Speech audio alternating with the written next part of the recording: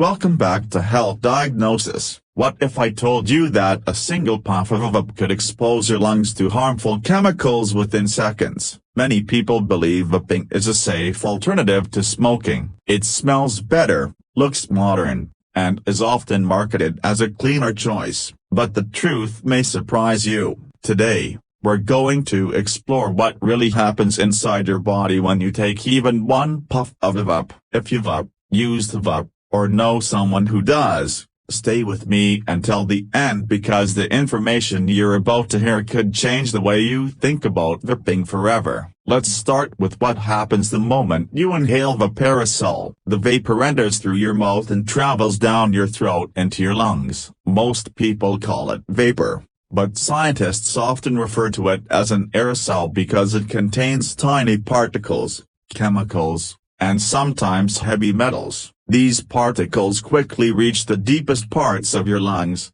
where oxygen normally enters your bloodstream. Within seconds, nicotine enters your blood and travels to your brain. This rapid delivery is one reason vaping can become highly addictive. The brain receives a rush of dopamine, a chemical associated with pleasure and reward. You may feel relaxed or energized, but that feeling is temporary. What many people don't realize is that the same puff may also expose the lungs to chemicals that can irritate delicate lung tissue. Some vape liquids contain flavoring compounds that are considered safe to eat but may not be safe to inhale. Imagine your lungs as a clean air filter. Every puff forces that filter to deal with substances it was never designed to handle. Over time, repeated exposure may lead to inflammation and irritation. Now let's talk about young people. One of the biggest concerns in the United States is the rise of vaping among teenagers and young adults. Many start because they think vaping is harmless. Some begin with flavored products that taste like fruit,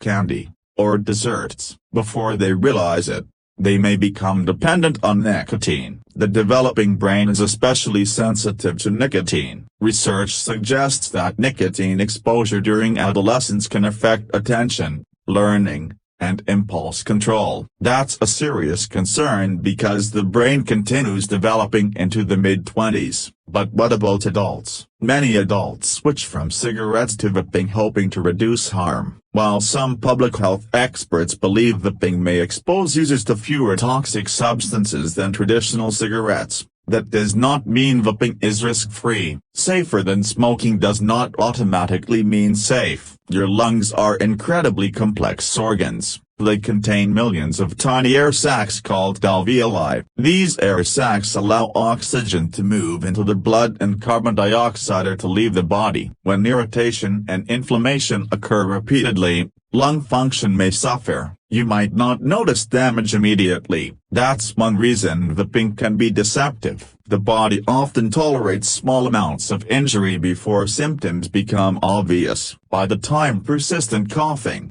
wheezing, or shortness of breath develops, significant irritation may already be present. Let's discuss a condition that gained national attention. A few years ago, doctors across the United States reported cases of severe lung injury linked to vaping products. Some patients experienced chest pain, difficulty breathing, fever, nausea, and extreme fatigue. In severe cases, hospitalization was required. Many people were shocked because they assumed vaping was harmless. These cases reminded the public that inhaling chemical aerosols can have serious consequences. Another issue is the unknown long-term effects. Traditional cigarettes have been studied for decades. Vaping products are relatively new. Scientists are still learning what happens after 20 or 30 years of regular use. That uncertainty should make all of us cautious. Think about it this way. If a product has not existed long enough for researchers to observe lifelong effects,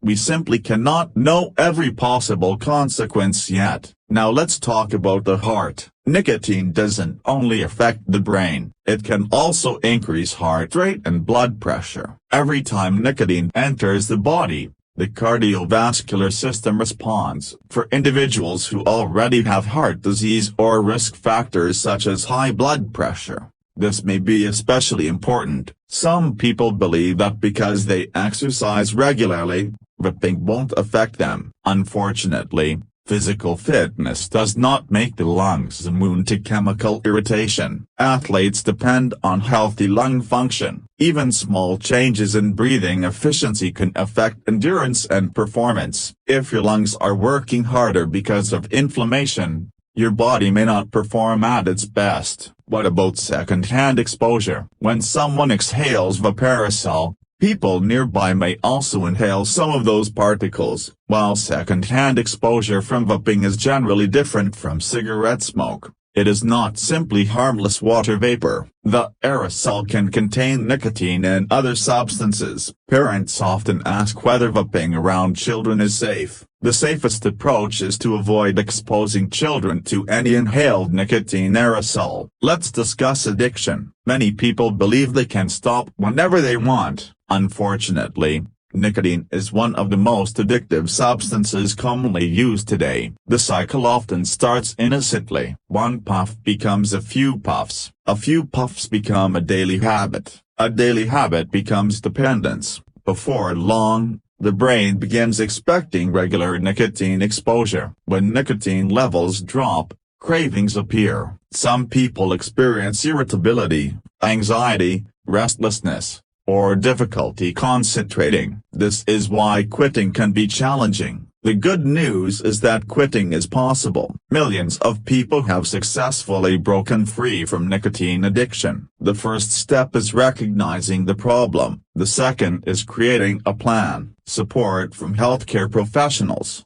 family members, and smoking cessation programs can make a huge difference. If you're currently vaping and thinking about quitting, remember that every day without nicotine is a step toward recovery. Your body has an amazing ability to heal. Many former nicotine users notice improvements in breathing, energy levels, and overall well-being after quitting. While healing takes time, positive changes often begin sooner than people expect. Let's return to the question we started with. Can one puff of a vape damage your life? One puff alone is unlikely to instantly destroy your health. However, one puff can start a habit. One puff can introduce nicotine to a developing brain. One puff can become the first step toward addiction. And one puff can expose your lungs to chemicals they were never meant to inhale. That's why the message matters. The danger isn't always the single puff itself. The danger is what that single puff can lead to over time. Every major addiction started with the first use. Every long-term habit started with the first decision. Understanding the risks allows you to make informed choices about your health and your future. If you're watching this video today and you've never vaped, think carefully before starting. If you're already vaping, consider whether the temporary satisfaction is worth the potential risks. And if you've successfully quit, share your experience with others because your story could inspire someone else to make a healthier choice. Thank you for watching Health Diagnosis. If you found this video helpful, make sure to like, subscribe, and turn on notifications so you never miss our latest health and wellness content. Share this video with friends and family because one conversation could help protect someone's health. Stay informed, stay healthy, and we'll see you in the next video.